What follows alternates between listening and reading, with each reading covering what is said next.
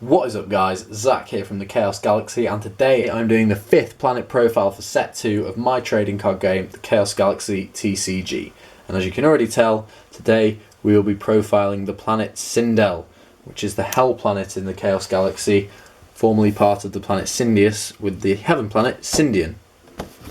So, first of all I'm going to tell you about how the planet plays, and then get into showing you some of the new cards. So, the planet Sindel reads, every time a Sindel creature on your planet is killed by an opponent's attack, you gain 1 star. And in my opinion, this is one of the best or most useful planet cards in the entire game. And the way the planet works is it revolves around all your creatures dying or being dead, and then using card abilities to like bring them back to life or make the most of your dead cards and stuff like that. So it's a really cool planet, and it opens up some really interesting and skillful plays. But I'll quickly do a recap of all the cards you saw in set 1 for the planet Sindel, and then show you all of the new cards. First up we have Demented Chicken Guy. We've then got Blarg. We've then got the Almighty Pelfam, which is the boss creature for the planet from set 1. 330 power, 300 health, and if he's cost played, you can return 1 card on your opponent's planet to their hand, so a really good ability too. We've then got Tonanon and on and on and on and on and on. I think I said one too many ons then, but anyway. We've then got Helder. We then have the rare Slush, who is the worst card in the entire game so far, unless you watch to the end of this video. Next up we have the support card for the planet, which is the resource card Bone Ladder, and you can only play if you have 5 or more dead Sindel creatures, but then you get to free play one of those creatures, so it's a really powerful card, and it just really goes with the theme of all your cards being dead. Now for the cards in set 2, you've already seen Bracktooth, he's card number 1 for set 2, he's got 110 power and a very impressive 260 health for a 4 star.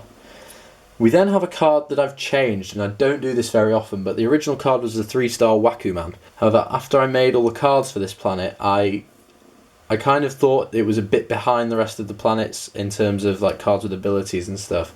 So I've changed Wakuman to have an ability now, and this is the new version. As you can see, his power's gone down by 70 to 120, but he has an ability that reads, when this creature is killed by an attack or by a Sindel creature's ability, you can draw 1 card. And the cool thing about him is that, although he works better in a Sindel galaxy because of the later part of his ability, he can actually be used in any galaxy you want, because if he's just killed by an attack, then you get to draw 1 card. So yeah, he can be used by anyone, but utilised best if you're using the planet Sindel. Next up we have Bogibooga. 20 power and 180 health, and he's the counterpart from regular Bogibooga from the planet Sindian. And get ready for set 3 when some crazy stuff will be going down with these 2 guys. Next up we have the Knight card for the planet. I showed you this in a speed art video, but he is Demonite with 250 power and 140 health, and some pretty cool artwork if I do say so myself. Next up we have a new card, and this one is really interesting, I must say. It's a rare card, he's got 4 stars, and his name is Quatriaga. He's got 160 power and 120 health, which isn't great, but he has a very cool ability. Up to 4 times per turn, as you can see there's kind of a link going here, we've got Quad in his name, 4 arms, and then up to 4 times per turn you can pay 2 stars to kill the top card of your galaxy. And if it's a Sindel creature, this card gains 40 power and health.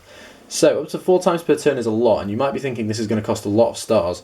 But the point of the planet Sindel is to have your creatures killed so you can get stars through the planet. So the most his scores can go up to in 1 turn is if you use the ability 4 times, kill 4 Sindel creatures, and then his power would go up to a massive 320, which is almost level with Pelfam. But the way his ability will really come in handy is by comboing him with cards like Wakuman. If you kill Wakuman from your galaxy with Quatriaga's ability, because he's killed by a Sindel creature's ability, you get to draw a card from that, which is just giving you bonuses all round.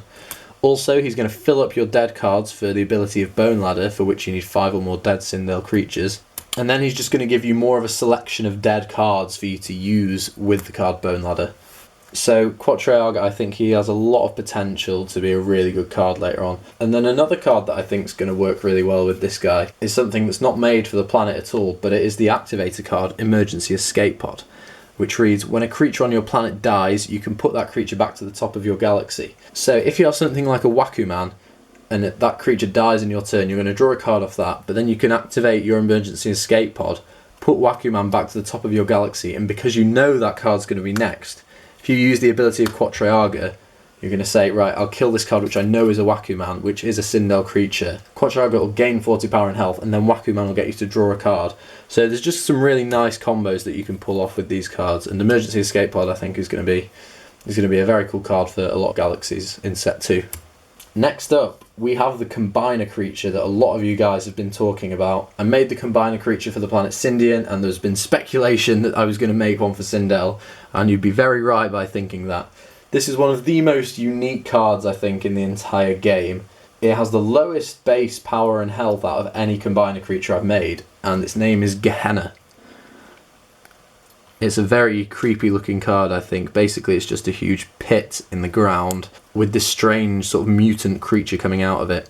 But yeah, it's got 2 parts. It's got Gehenna's Touch, which is all like the tentacles and the big claw, and then Gehenna's Sight, which is all these weird eyes coming out of the ground. And then the card is just decorated with bones and slime and blood. But anyway, it's got a power and health of 100, which isn't great, but let's get on to reading its ability, which is the most impressive part of Gehenna. So, first of all, it says, neither player can attach attachment cards to this creature, which is good and bad. So you can't boost its power up with something like a Galactic Saber, but then your opponent can't weaken it with something like an Ice Elixir or a KO. But then it says, only once you can attach a creature on your opponent's planet to this card. So if you're going up against a card that's a big problem, say a Humongous Ancient Rockman with a massive 400 health that you can't get past, you can use Gehenna's ability and say, right, I don't even need to attack your Humongous Ancient Rockman. I'm going to use Gehenna's ability, attach it to my Gehenna, and it's mine now and is useless to you. Also, when a Sindel creature on your planet would be killed by your opponent, you can attach that card to this creature instead. So you've got an incredibly weak and vulnerable Slush on your planet, your opponent attacks it, you can just go ahead and attach that card to your Gehenna. The next part of Gehenna's ability reads, if this creature would be killed, so in any way by an attack, by an opponent's attack, by your opponent's ability, by your own card ability even, you can kill one of the attached cards to this creature instead. So say your opponent attacks it or plays Galaxy Crash or something, you can just go, no, I'm just going to kill your Humongous Ancient Rockman instead, and Gehenna stays alive. And then also the final part is Gehenna gains 50 power and health for every card attached to it. So realistically, your opponent isn't going to want you to have most cards attached to it, so they're going to play around Gehenna, and the most cards you'll probably have attached at one time is 3, which gives him Gehenna 250 power and health, which isn't bad at all. But overall, I don't think Gehenna is going to actually win people games.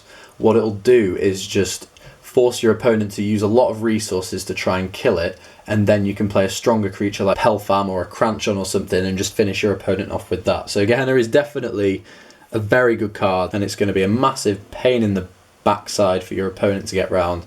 And yeah, I can't wait to use this card in some battle videos because it's really unique. Next up, we have an activator card for the planet.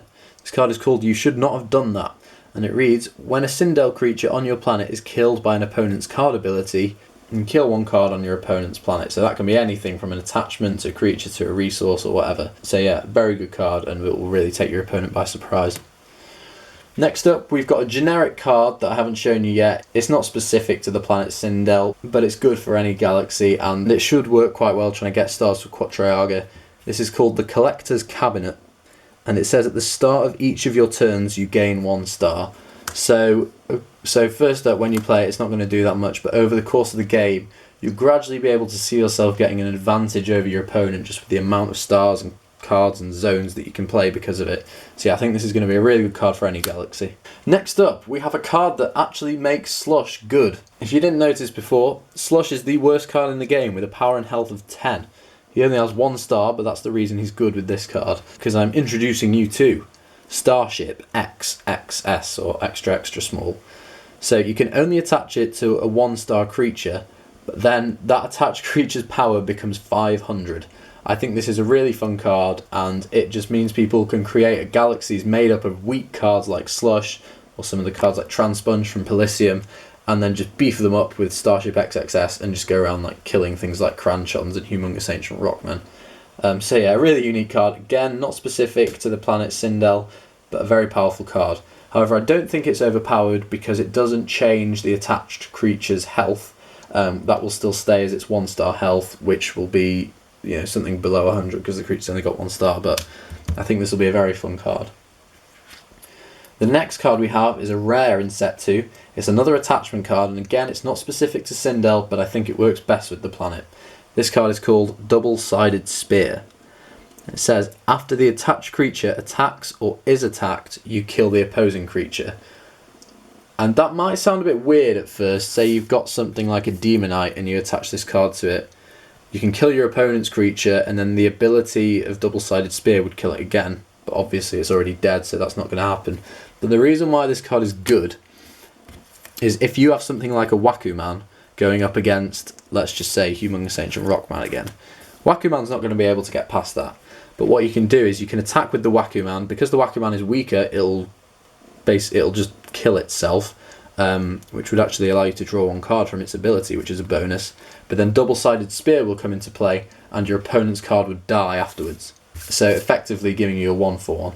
Also, if you have a card that you just want to keep alive, like Quatrayaga for example, so you can keep on getting its effect off turn after turn, Double-Sided Spear is just going to be a big put-off to your opponent. If they have something strong out, again like Humongous Ancient Rockman, they're not going to want to attack your Quatrayaga because they'll know it'll die afterwards, so you can just keep on using Quatrayaga's effect over and over, killing Sindel cards, making him stronger and stronger, until you can eventually overpower your opponent. But yeah, Double-Sided Spear I think is going to be a very good card. So guys, thanks for watching this video. Let me know what your favourite card from the planet Sindel is in set 2. I think mine is going to have to be Gehenna because it's just a really unique card and I can't wait to see what damage it does against my friends in battle videos.